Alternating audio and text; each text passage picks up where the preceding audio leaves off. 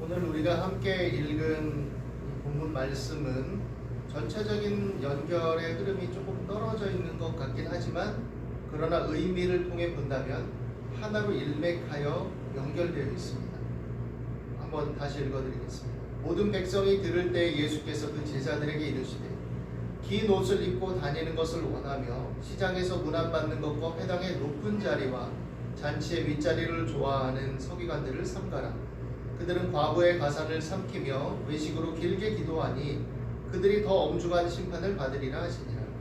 예수께서 눈을 들어 부자들이 헌금함에 헌금 넣는 것을 보시고 또 어떤 가난한 과부가 2렙돈 넣는 것을 보시고 이르시되, 내가 참으로 너희에게 말하노니 이 가난한 과부가 다른 모든 사람보다 많이 넣었도다. 저들은 그 풍족한 중에서 헌금을 넣었거니와 이 과부는 그 가난한 중에서 자기가 가지고 있는 생활비 전부를 넣었느니라 하시니라. 어떤 사람들이 성전을 가리켜 그 아름다운 돌과 헌물로 꾸민 것을 말하며 예수께서 이르시되, 너희 보는 이것들이 날이 이르면 돌 하나도 도리에 남지 않고 다 무너뜨려지리라. 사람이 어떤 관점을 가지고 있느냐는 참 중요합니다. 그 관점을 형성하는 데는 다양한 어떤 지식과 정보와 삶의 경험과 또 주어진 환경과 역사적인 상황과 여러 가지 것들이 다 영향을 미치게 될 것입니다. 우리가 사실 부정적으로 율법 선생들, 서기관들에 대해서 성경에서 많이 등장하고 있다는 것을 알고 있고 또 보고 있지만, 또 한편으로는 이 율법 선생들은 굉장히 열정적인 사람들이기도 했습니다. 시간과 때를 잘 맞춰서 금식하고 기도하고 자신의 몸가짐과 마음가짐을 굉장히 살피고, 또 하나님 앞에 드리는 예물도 굉장히 예비하고 준비해서, 어떻게 보면 11조를 드릴 때는 저울에 달아서 정확하게 밭에서 기르는 향신료와 야채도 구별해서 드릴 만큼 열정적인 사람들이었죠. 그렇기 때문에 한편으로는 백성들의 존중을 받기도 했습니다. 이분들은 참 대단하다. 어쩜 그렇게 절제되고 또 탁탁 지키면서 조상들의 전승과 그 율법에 충실한 삶을 살 수 있을까?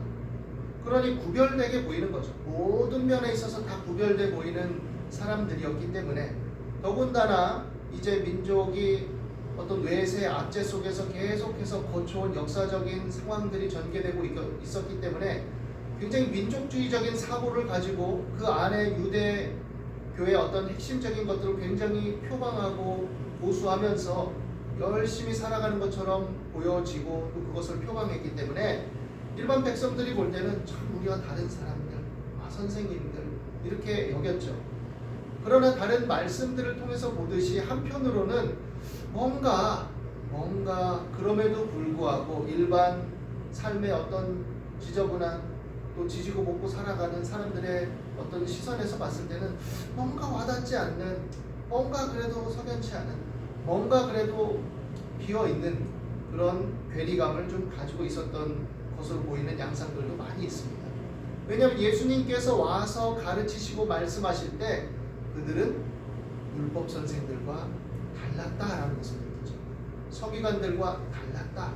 그 말씀에는 뭔가 힘이 있고 권위가 있었고, 예수님이 하신 말씀에는 뭔가 같은 말씀을 하시는 것 같지만 그 자신들의 어떤 빈 것처럼 여겨지는 부분들을 메꿔주는 충만함이 있었고, 위로가 있었고, 또 치료가 있었고, 하나님의 손길이 있었다는 것을 알게 되고 보게 된 것이죠. 여하간 이 서기관들은 그럼에도 불구하고 자신들이 율법 선생으로서의 정체성을 가지고 열정적으로 추구했던 것처럼 보입니다. 그런데 예수님은 백성들에게 또 제자들에게 이들을 삼가라 라고 말씀하십니다. 긴 옷을 입고 다니는 것을 원하며, 구별된 옷차림이죠. 시장에서 문안받는 것과 회당의 높은 자리와 잔치의 윗자리를 좋아하는 서기관들을 삼가라. 율법적이고 굉장히 민족주의적인 유대교 중심의 사고를 가지고 그 외세의 어떤 배경 속에서도 유대주의적으로 살아가는 것처럼 보이는 사람들이어서 존경을 받았지만, 그러나 그들이 가지고 있는 이면은 무엇이냐? 굉장히 종교적이고 민족들을 살아가는 것처럼 보였음에도 불구하고 그들의 이면은 존경받고 싶어하고 높은 자리에 있고 싶어하고 윗자리를 좋아하고 잔치 자리에는 어김없이 나타나는 그런 사람으로 보여졌던 것이죠. 뭐 그 정도라면 아유 뭐 좀 그런가 보다라고 하겠지만 더 심각한 말을 하시죠. 그들은 과부의 가산을 삼키며 외식으로 길게 기도하니 그들이 더 엄중한 심판을 받으리라 라고 예수님 말씀하십니다. 과부의 가산을 삼킨다. 사실 고아와 과부로 대표되는 사회적 약자들에 대해서 특별히 율법의 중심성을 가지고 있는 자들이라면 돌봐야 되는 것이고 또 손길을 펼쳐야 되는 것이고 긍휼히 여겨야 되는 것이죠. 그런데 예수님은 그들이 과부의 가산을 삼키는 자들이다 했습니다. 그들이 기도를 철저하게 하고 기도 시간을 지키고 열심히 기도하지만 그러나 예수님은 그들의 기도를 외식이라고 얘기했습니다. 겉으로 꾸미는 것, 다른 사람에게 보이는 것, 경건하게 보이려고 하는 것, 또 그 이면에는 자기 만족을 추구하는 것. 나는 이렇게 기도하는 사람, 나는 이렇게 하나님께 충성된 사람, 나는 너희들과 다른 사람, 이런 식의 위선적인 양상들을 가지고 있었다라는 것이죠. 이런 자들에 대해서 예수님은 삼가라 라고 말합니다. 다른 말로 말한다면 주의해라, 조심해라, 경계해라. 다르게 표현한다면 이들을 추종하고 있다면, 니들이 이들을 존경해야 되는 자들로 여긴다면 무엇 때문이냐? 살펴봐야 되는 거죠. 모범을 삼아서냐? 그렇다면 그들은 모범의 대상이 아니다라는 것이죠. 그들의 이면을 좀 봐라. 그들이 왜 그러는지를 생각해봐라. 본질을 살펴라. 그리고 또 하나는 그들이 주의해서 봐야 될 것은 무엇이냐? 너희들도 그들처럼 되고 싶은 부러움, 너희들의 그 욕망을 투영해서 그들을 이상화시켜서 추구하고 있는 건 아니냐 살펴야 되는 것이죠. 그 이면과 본질이 무엇이냐라는 것을 봐야 됩니다. 이것은 오늘날에도 적용이 돼요. 오늘날에 우리 교회는요 엄청나게 많이 모이는 큰 교회입니다. 우리 교회는요, 교회는 작지만 목사님이 참 대단하고 훌륭합니다. 뭐 이런저런 얘기들, 또 나름의 긍지와 자부심을 어느 정도 가질 수는 있겠죠. 그러나 그것이 전부가 되어서 그것을 추구하고 다른 교회나 다른 성도들에 대해서 형제 자매됨의 우주적인 어떤 근본적 공동체성을 망각하고 편가르기를 하는 양상들도 나타나는 거죠. 우리 교회는 달라, 우리 목사님은 달라, 우리 교회 나오는 성도들은 달라, 우리 교회는 엘리트들이 많아, 가진 사람이 많아, 사회적인 명망 있는 사람들이 많아. 아니면 좀 더 극단적으로 다른 양상을 얘기하면 우리는 약자들과만 함께해. 다 자칫하면 그것들이 자신들의 거짓된 아성을 쌓는 것이나 위선이 될 수도 있다는 것을 생각해 봐야 돼요. 편벽되거나 치우치지 말아야 되는 것이죠. 그러면 그런 대로, 그런 상황이면 그런 상황이다. 뭐 강남에 교회가 있어서 모이는 계층이 그쪽에 사는 사람들이라면 그쪽에 사는 사람들, 어느 정도 재물이 있고 위치가 있다고 해서 그 사람들이 고민과 고통이 없습니까? 있어요. 남모를 애환도 있고 외로움도 있고 힘겨움도 있습니다. 그곳에서 사역하는 사람이라면 그 사역에 맞게 그 사람들, 또 좀 가난하고 힘겨운 사람들이 많이 모이는 그런 지역이라면 그들이 가진 아픔과 외로움, 힘겨움들이 또 있죠. 그에 맞게. 그래서 그 속에서 각자가 하나님을 향하고 그 속에서 자신이 하나님의 뜻에 부합되게 열매 맺을 수 있는 방향성을 갖도록 이끌어주고 또 견지해 나가는 것이죠.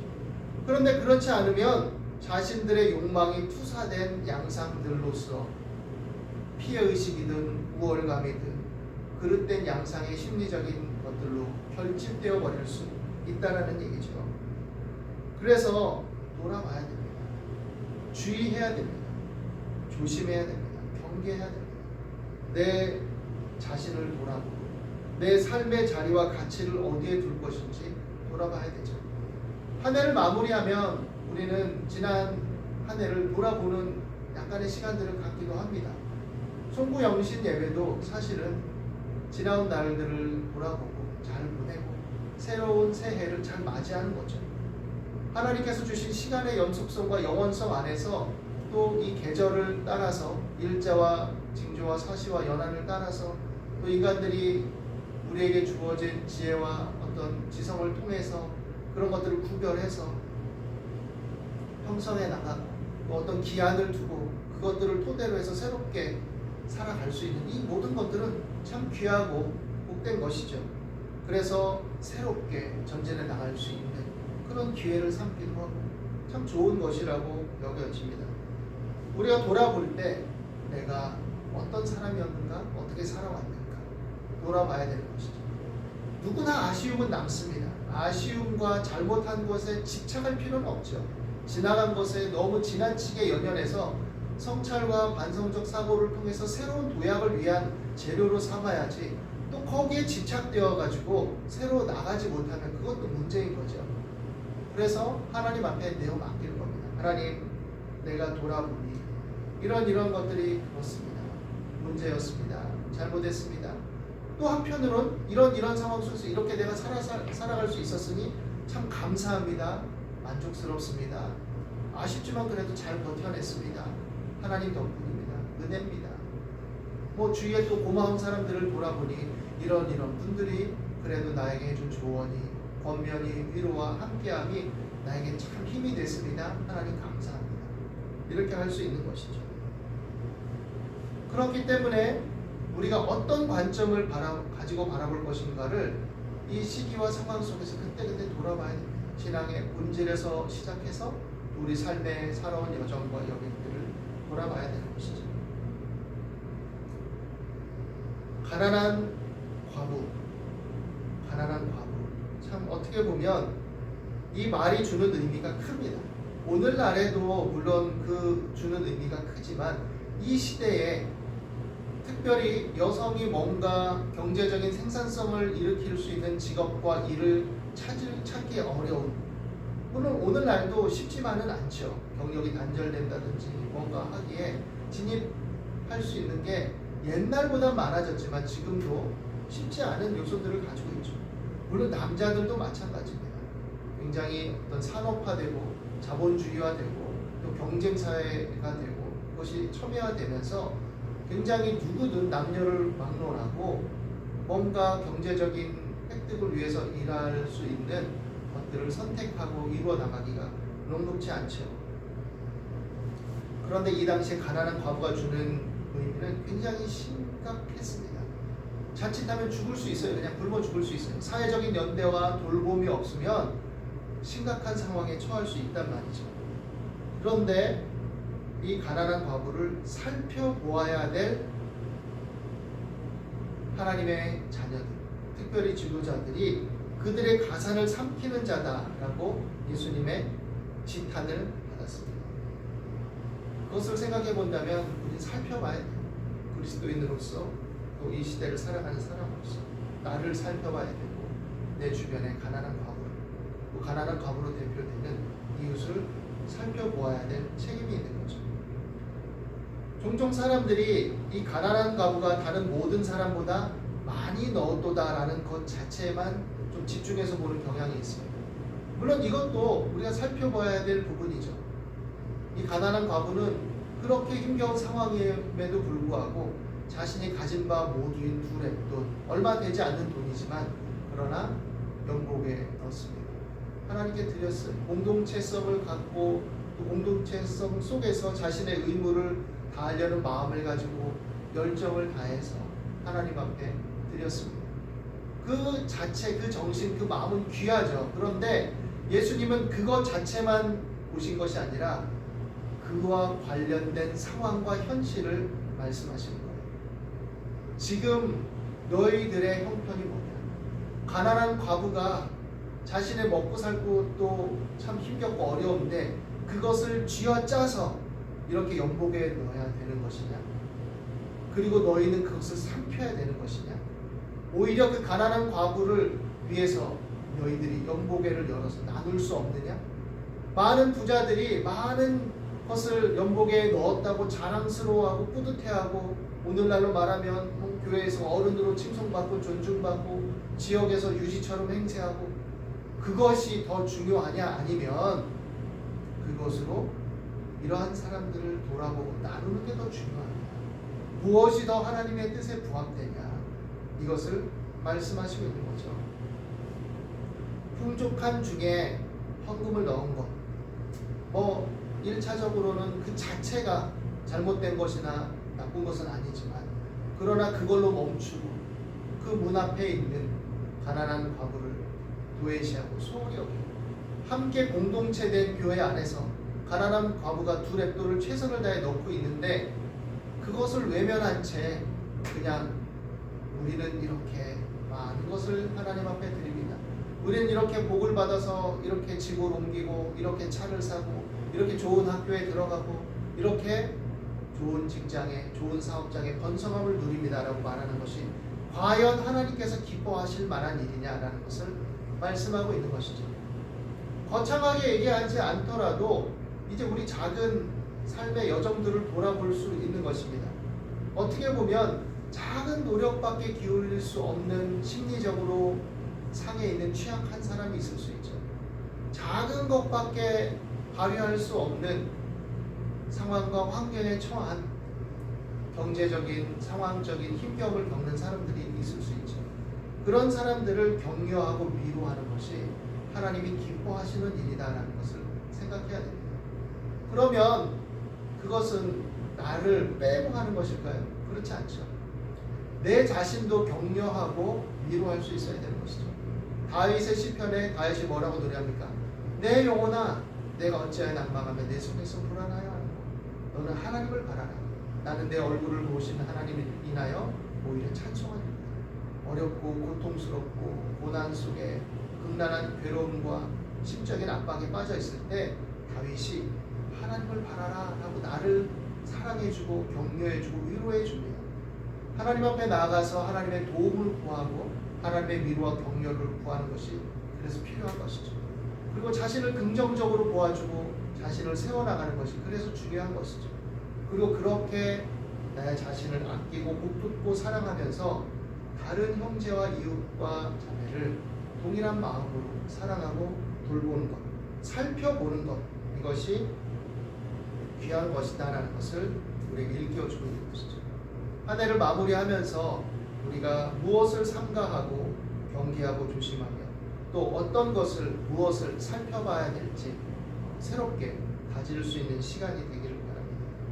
그리고 나서 우리는 이제 무엇으로 우리의 공동체를 또 나 자신을 이루어 나갈 것인지 생각을 해야 되죠. 공동체라는 것은 사실 작은 단위부터 시작되죠. 내가 있고 또 가정으로 말한다면 부부가 있고 자녀가 있고 부모 자녀 관계가 있고 더 나아가서 이제 이웃이 있고 사회가 있고 교회로 말한다면 각자의 신앙인이 있지만 그러나 그리스도 안에서 한 몸된 공동체로서의 교회가 있죠. 이 모인 무리가 어떤 방향성으로 연합되어질 것인지 우리가 생각하며 나가야 되죠. 목회자들이 그런 비전을 가져야 될 것이고 또 한편으로는 교회 구성원들이 각자 그 비전 속에서 함께 격려하고 독려하고 또 나아가야 될 것입니다. 오늘 우리가 읽은 마지막 부분은 어떤 관점으로 어떤 비전으로 몸된 교회를 이루어 나가야 될 것인지에 대한 교훈을 줍니다. 어떤 사람들이 성전을 가리켜서 그 아름다운 돌과 허물로 꾸민 것을 말하며 예수님께 자랑스럽게 얘기하죠. 다른 말씀에 보면 이 아름다운 미성들 얼마나 굉장하고 훌륭합니까? 라고 얘기하죠. 제자들마저도 그런 생각과 관점을 가지고 있었죠. 한편으로는 이해할 만합니다. 북왕국 남왕국이 나눠진 이유 북왕국은 거의 뭐 다 멸절되다시피 하고 혼합되어지고 다른 민족과 남유다도 이제 바벨론의 포로로 끌려가서 우여곡절 끝에 고레스의 칙령에 의해서 고토로 돌아오죠. 돌아왔지만 사실 현실적으로 본다면 그들도 그곳에 살면서 유대 민족으로서의 정체성들이 사실 많이 와해됐죠. 돌아와서 말씀으로 그것을 세우려고 노력하고 또 빈약하지만 예전의 영광에 비해 빈약하지만 하나님의 성전을 세워서 그들의 종교적 신앙적 정체성을 유지하려고 애썼지만 그러나 국제 질서 속에서 많은 어려움을 겪죠. 헬라 제국의 강성함 속에서 결국 개입에 의해서 여러 어려움을 당하죠.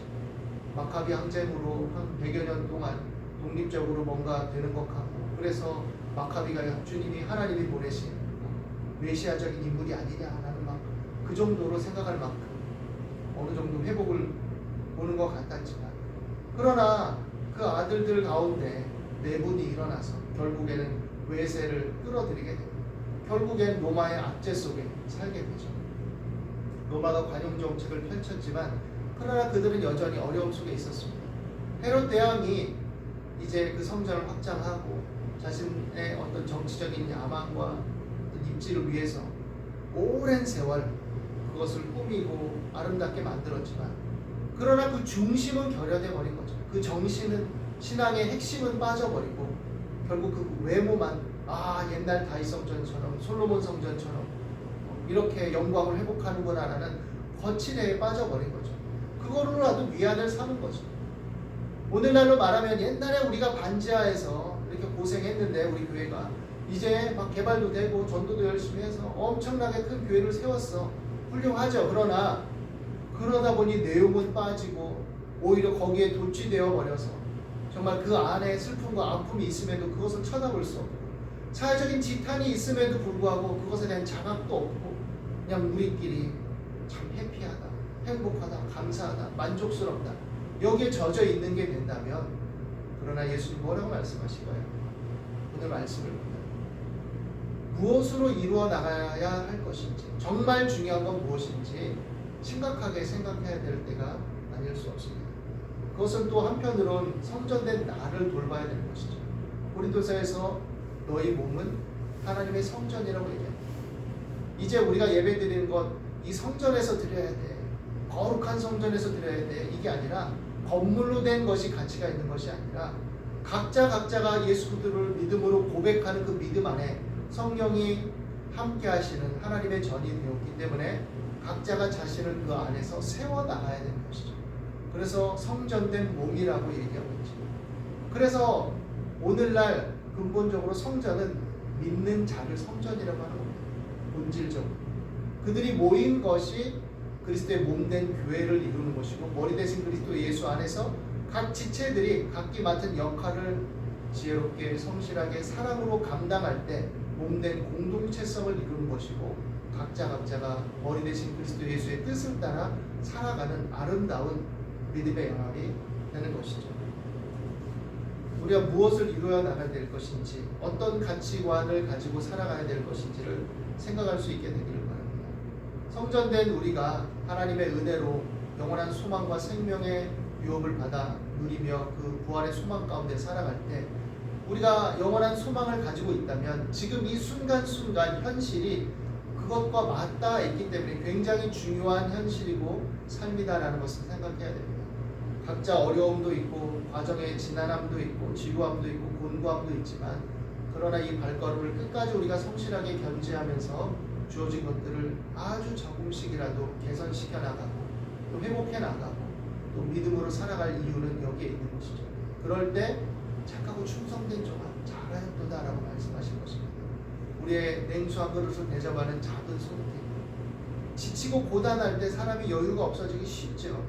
손도 들기 싫고 짜증나고 말하기도 귀찮고 그러나 그럴 때 우리가 주님의 은혜를 다시금 생각하고 나 자신을 돋아 일으켜서 작은 손길로 내밀고 찾아가고 돌보고 작은 말로라도 위로하고 격려하고 함께해주고 묵묵히 옆자리를 지켜주고 이런 모든 것들이 하나님이 기뻐 받으시는 성전된 우리의 안에 드려질 참된 생명의 제사, 참된 예배다라는 것을 기억할 수 있게 되기를 바랍니다.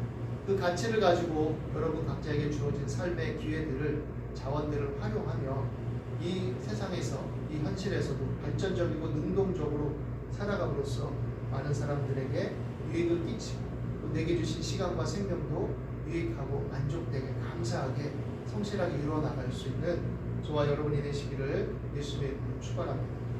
기도하겠습니다.